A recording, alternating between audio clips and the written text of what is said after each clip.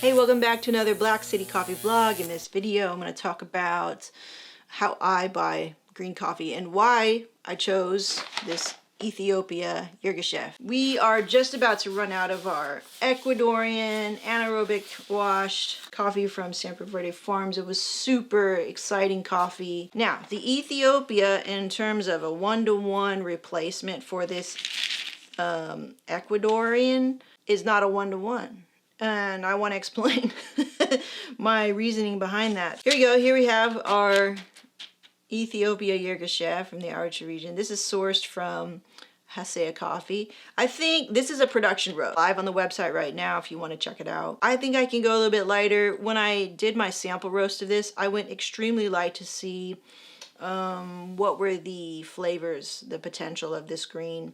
And going this dark, I think it really does have a lot of range. It has a lot of applications, basically, meaning you can brew this many different ways. And that's a big reason why I chose this coffee to replace Ecuador. Even though Ecuador, I'd say on a score level, it's much more, it's a little bit more special than this in that it's more unique, I think, in its flavor profile. This, you're still getting really nice acidity. You can get really nice body too, I think. I think it's super crowd pleasing and it works well with all of the existing blends that I have. So from a buyer's position, it's not necessarily, do I get the most special one to replace this special coffee that I used to have? It's kind of thinking about application and what I could use it for. And again, always thinking about the bigger goal. I think this coffee will be much more available to me in terms of, you know, just being able to go to locally, just go to Hasea and pick something like this up year round so that I could keep offering it to you guys and keep creating blends that match our profile here or match our menu. As I was learning throughout this year of like how to buy coffee, how to create blends, how to be consistent, things like that. Like I was learning all of that this year, which was really eye-opening. One of the biggest wins of this year, if we talk about wins and goals, like looking back and reflecting on the year, maybe that's, you know, a different video, but this coffee, good. It's great. It's very good, actually. I scored it an 86.5 without looking. Jared over at Hasea scored this an 86, right? I generally score a little bit more generously just because I think I'm not there yet. You know, I'm not calibrated yet. Looking at the bean here, it's kind of like a smaller bean. It's almost, I would want to say medium light, like a light medium. I think I can go a little bit lighter for sure. I think on the last phase, I could definitely cut it off. I cut this off at 18% DTR, 17% DTR, which as you let the beans come out of the drum, they're still in a way cooking or roasting.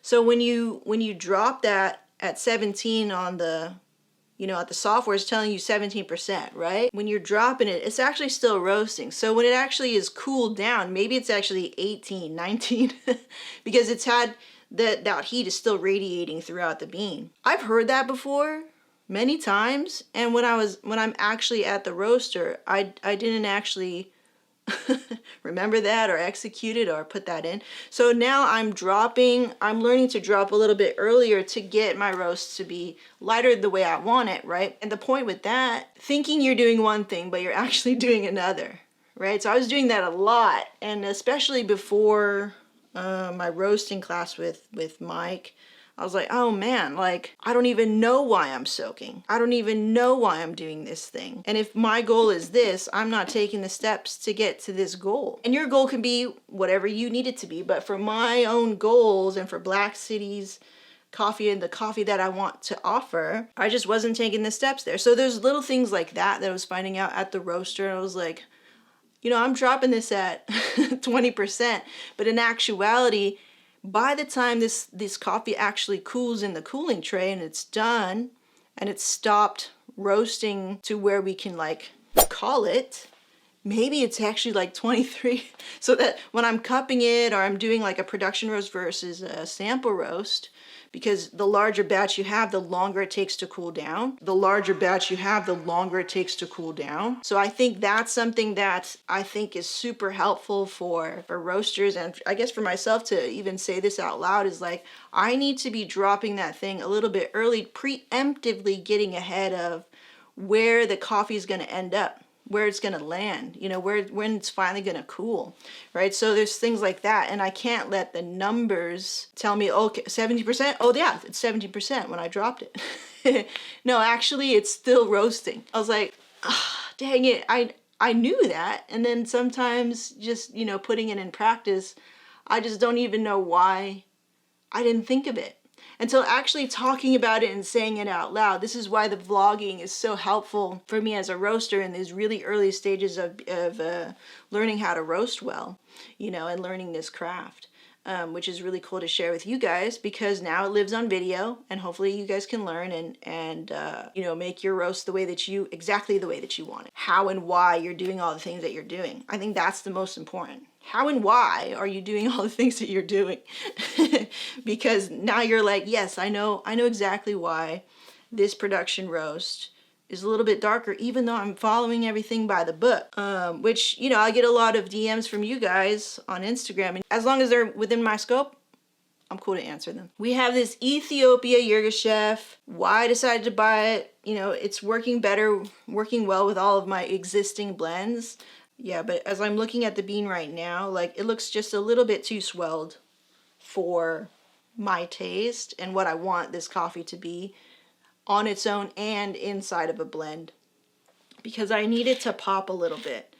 So, you know, the longer that we keep this guy in the roaster, it actually will start presenting, as I've done some of my tests on sample roasting, it will start to present like a very sweet profile. Like, I think you could take this to medium and you could work it in as a single origin espresso. I haven't tried it yet, but I'm thinking, in theory, and what I'm looking at and what I'm tasting in the cup, I think it will present a really nice espresso on its own, with a bit of acidity and brightness. So if you like those kinds of shots, but if you wanted it to be a little bit more sweeter, a little bit more on the chocolatey side, but still have a little bit of character, you could just definitely blend this in. It works well as a pre-blend too for the kitty whiskey. So now it's Ethiopia and Vietnam for the kitty whiskey blend, and it roasts perfectly fine and it tastes great as well.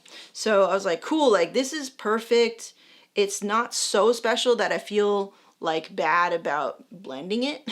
I kind of felt bad about blending the Ecuador in some of my blends, but it was the only one that had any crazy character to give it pop without being decaf.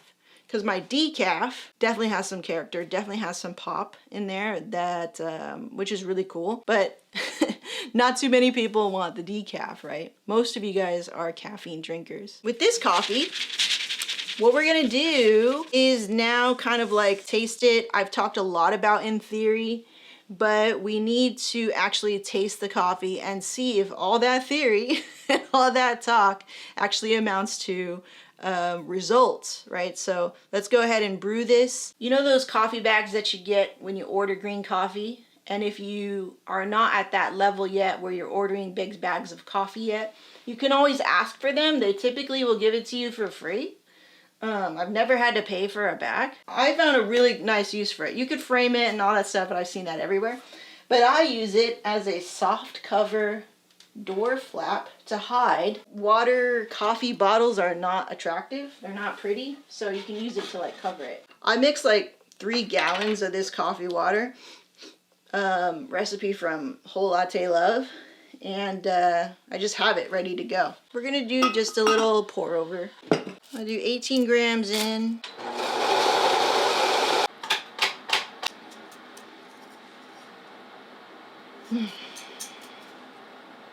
Wow.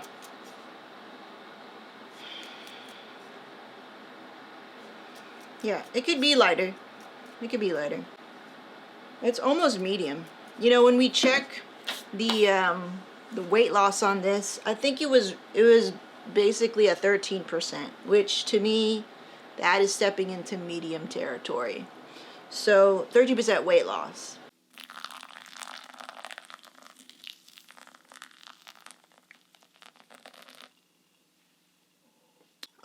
want to take this time to give a big shout out to you guys and say a big thank you to you that, you know, have come and watch the channel and come and follow me on Instagram and DM me all of your things. It's been really cool to be a part of the coffee community and the growing home roasting community. It's been a real pleasure and a treat. It's so important to have community and support. And I learned a lot. I learned so much this year. It's crazy how much when you open yourself to a new skill and a new hobby, and it makes life, like I said in my last video, like really joyful, because the fact that you're stimulating your brain to learn something new, I think is what life's all about. Strawberry, blackberry, black tea, cream soda. The cream soda was an interesting little note. I've never tasted that before, I think, in any of my coffees that we offer here. There was this creamy cream soda element to it. And not like in a body sense, but in actual flavor. There was this cream soda element to it, which was interesting. It wasn't exactly vanilla. It was like a cream soda. That's just what popped into my brain. And what we put on the flavor notes and profile of this, that's all from my own, you know, very, very subjective experience. But when you see notes like that, when you see strawberry, blackberry, so you see little berries, little fruits, like that should signal to you, even though we don't have the same taste buds perhaps, and we don't have the same life, hopefully you know what a strawberry and a blackberry taste like. I mean, maybe not too many people know what blackberry tastes like, but certainly strawberry, I think that's pretty global, isn't it? Hopefully. Black tea, I think, is pretty common too, is in terms of a like flavor note profile and what you can expect from that. What I will always try to put on here is the flavor notes.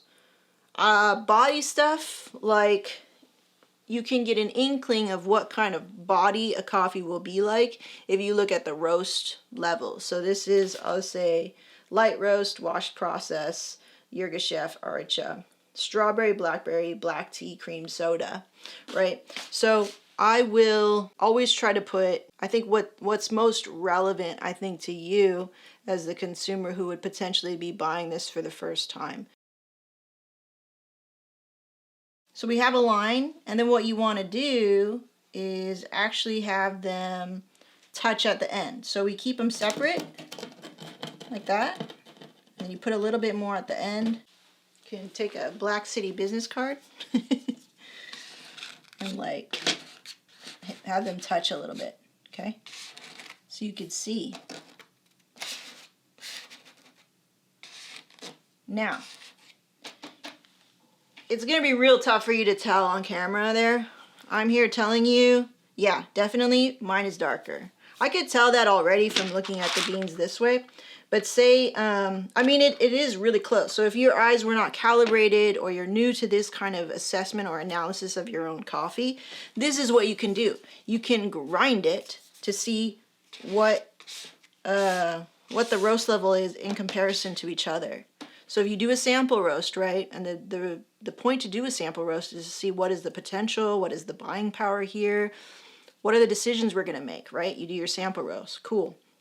Then you do your production roast, what you in theory think, you know, will match this sample, and then test it. For me, it was like, I don't know, is 13% too dark? Now I know with irrefutable proof and data that it is, for me, right? For the buyer who's drinking this right, not now, but who will be drinking this, they'll be like, oh, this is very good. This is very light. They'll probably actually think it's very light, and that's because I know this person, right? I know what their coffee profile is, their drinking coffee profile. So I don't have a problem sending out this production roast to them. For those of you who are ordering this, and we're up and running, now that I'm announcing it, it's up and running, it's live now, right? It will be lighter than this that we're tasting here. It's really good. But yeah, this is a cool thing that you guys could do to check the roast level of your coffee in comparison to your own sample roast and things like this. And like, it doesn't taste light. You can do this little like test, whatever. And this is just a fun thing to do. Anyway, I hope you check it out. Ethiopia Ergochef. It was harvested earlier this year, so I'm a little late getting on this train as I'm learning in terms of buying and what's in season and just getting your hands on stuff. There was so many kind of like pandemic, COVID related shipping issues of coffee being stuck in places for a very long time. While this coffee may have been harvested at a certain date, it may not get to you and get to your hands as a roaster or even to other coffee places many months later. And so that's why, you know, kind of getting ahead and being preemptive about your buying strategy and what you're gonna offer and things like that is really important, which I also learned this year, and I was like, I don't know. But that's the fun of it too, right? Shout out to Hesea, you know, having it available for me when I needed it. I hope you guys would try it. I think it's really good. 86.5 for me. But we can go lighter, and I think that's where the specialness will come out and be really well presented, and that's my job. That's what I'm supposed to do as a roaster, is present these coffees in the way that they're supposed to be. And in one little aspect of being a roaster, there's that.